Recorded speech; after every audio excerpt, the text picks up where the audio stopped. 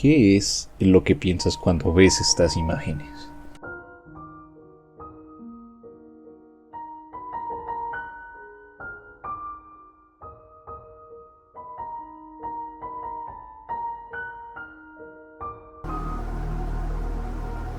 Marathon fue uno de los juegos que más me llamó la atención desde su primer teaser. Los colores, el escenario, la estética visual, pero sobre todo, lo alienígena que se sentía. Su estética única y su entorno tan plástico le daban esa sensación de algo fresco. Se sentía antinatural y tan irrisorio que daba gusto verlo. Cuando salió el gameplay del juego se sentía como si Mirror's Edge y Apex hubieran tenido un hijo. Los colores limpios, los personajes relucientes y llenos de personalidad, los entornos oníricos y brillantes. Era simplemente indescriptible. Pero todo dio un giro de 180 grados al saber que esto no sería un juego con campaña. Al principio fue confuso, pero todo se volvió más extraño al revelar un corto animado dirigido por Alberto Mielgo. El público simplemente explotó por la incertidumbre. ¿Cómo era posible que con un corto así estuviera así un juego como servicio? ¿Qué era lo que querían hacer verdaderamente? Y sobre todo, ¿por qué decidieron que esto fuera un juego como servicio? Así es como llegamos al tema del video: Marathon y la pérdida de identidad.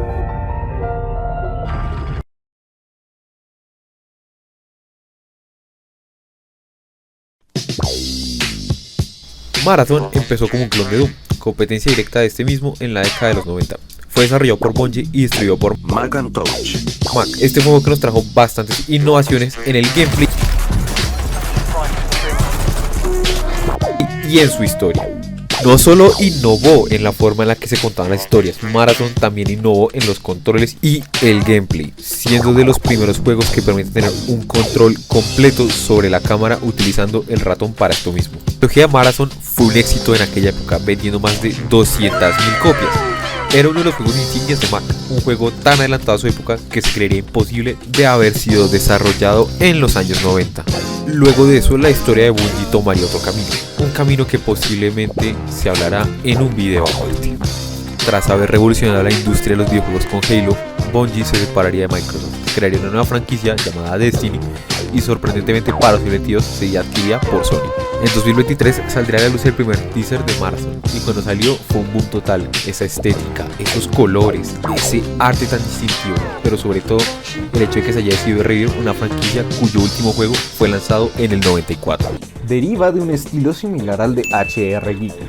El estilo de Giger es crudo, pero armónico, es apagado, pero orgánico, como si todas las máquinas estuvieran hechas de carne. Es un estilo que plasma a la perfección la trilogía original, y la historia solo lo hace relucir. Pero, ¿qué hay del nuevo Marathon?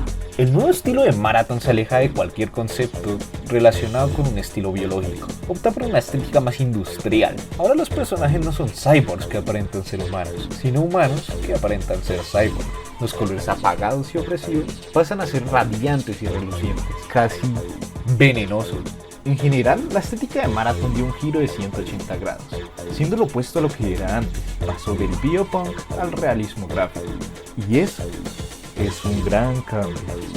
Pero no solo se queda en una estética visual, sino que la manera de contar la historia se volvió algo más psicológico y profundo, algo onírico, o eso me gustaría decir, porque este juego terminó como un juego como servicio.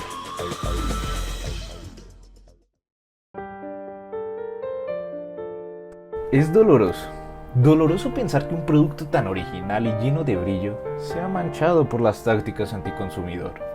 Es doloroso pensar que un producto tan creativo y único tenga una dirección tan perdida. Si volteamos a ver el desarrollo de Marathon, nos daremos cuenta de varias cosas. Entre ellas, el cómo es que este videojuego terminó siendo un juego como servicio, y no la obra maestra que aparentaba ser con esa estética. Haciendo un paralelismo con las ranas venenosas, es como si su estética nos advirtiera de algo. Continuando con el tema, también podemos ver la falta de dirección en el producto, y cómo el cambio de director fue más una piedra en el zapato que un cambio necesario. Echando un vistazo a las entrevistas de los trabajadores de Bungie nos daremos cuenta de una cosa: el cómo este producto, pese a ser carente de dirección, rebosa de talento y pasión. Los empleados de Bungie dejan en claro cómo es que querían que esto fuera un juego con campaña y con un multijugador aparte. Algo que en su alfa se deja claro gracias a la absurdamente trabajada inteligencia artificial de los NPCs. También se deja en claro cómo es que este proyecto tuvo que cambiar a mitad de desarrollo para que se acople a las políticas empresariales. Veas por donde lo veas, era un juego con un potencial enorme. Su arte, su historia, su estilo eran una prueba de ello. Pero cuando los trabajadores reclamaron, Peter Parsons simplemente Señor Pearson, señor Pearson. ¿Qué? ¿No ves que estoy muy ocupado en una reunión de negocios? Señor Pearson, nuestra compañía se está yendo a la basura. Tú. Canela, hazme un favor. Despide al 17% de nuestra plantilla y no les des liquidación.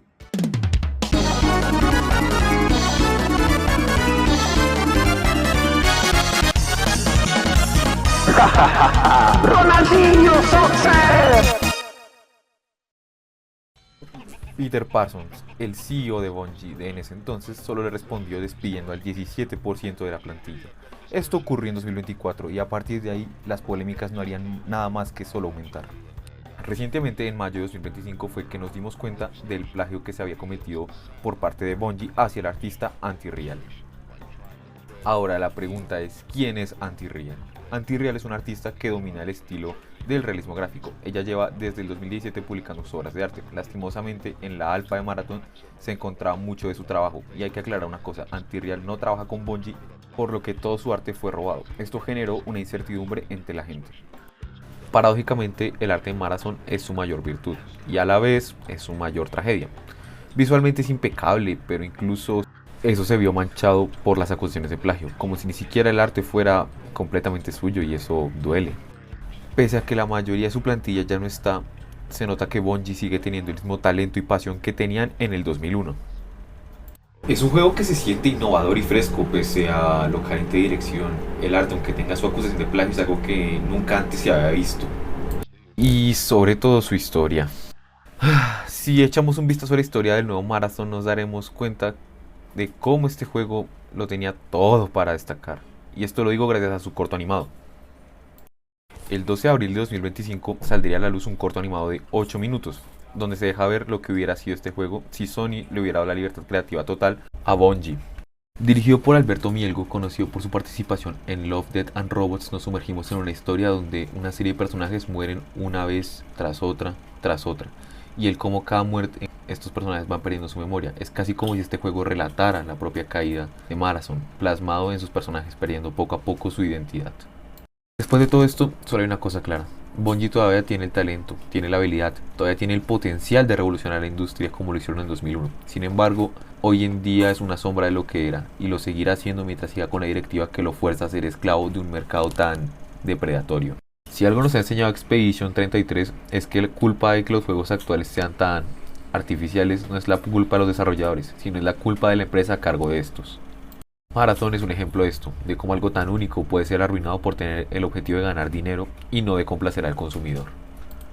Marathon empezó con una idea ganadora, con un concepto, arte e historia interesantes, pero hoy en día Marathon está más cerca de ser un Concord a ser el gran juego que revolucionaría la industria.